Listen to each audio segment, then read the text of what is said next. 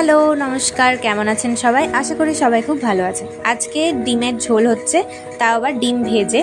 এই ঝোলটা খেতে আমার খুব ভালো লাগে। তার জন্য ডিমগুলো শুধুমাত্র নুন দিয়ে ভালো করে ফেটিয়ে নিয়ে এরকম রোল করে ভেজে নিতে হবে। 3টে ডিম এখানে নেওয়া হয়েছে।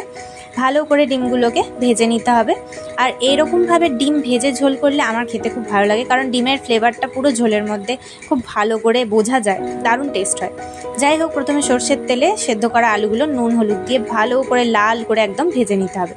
এই যে ভাজা হয়ে গেছে, এবার এর মধ্যে সর্ষের তেলে একটা লবঙ্গ, দারচিনি আর তেজপাতা ফোড়ন দিয়ে তাতে রসুন কুচিগুলো দিয়ে নেড়ে নিতে হবে। রসুন থেতো করা ছিল, তারপর পেঁয়াজ কুচি আর চিনি দিয়ে ভালো করে পেঁয়াজ কুচিগুলো ভেজে নিতে হবে। তারপর এতে টমেটো কুচিগুলো দিয়ে নুন হলুদ দিয়ে যতক্ষণ না টমেটো কুচিটা নরম হচ্ছে ওয়েট করতে হবে। এই যে নরম হয়ে গেছে, এবার এতে আদা বাটা, জিরে ধনে গুঁড়ো আর হলুদ দিয়ে ভালো করে কষাতে হবে। তারপর কাশ্মীরি রেড চিলি পাউডার আর এমনি চিলি পাউডার দিয়ে ভালো করেই কষাতে হবে। তারপর এতে ওই ভেজে রাখা আলুগুলো দিয়ে ভালো করে নুন দিয়ে কষিয়ে নিতে হবে। নুনটা এখানে ঝোলের পরিমাণ অনুযায়ী দিতে হবে, বেশি করেই দেওয়া হলো।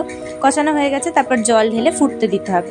ফোটা হয়ে গেছে, এরপর এতে ভাজা ডিমগুলো দিয়ে নিতে হবে। তারপর আরও খানিকক্ষণ ফুটে গেলে এতে শাহি গরম মশলা ছড়িয়ে নামিয়ে নিতে হবে। ভালো করে ফুটিয়ে নিতে হবে শাহি গরম মশলা দিয়ে, তারপর নামিয়ে নিতে হবে। গরম গরম ভাতের সঙ্গে ডিম ভেজে ঝোল দারুণ লাগে খেতে, খেয়ে দেখবেন একবার।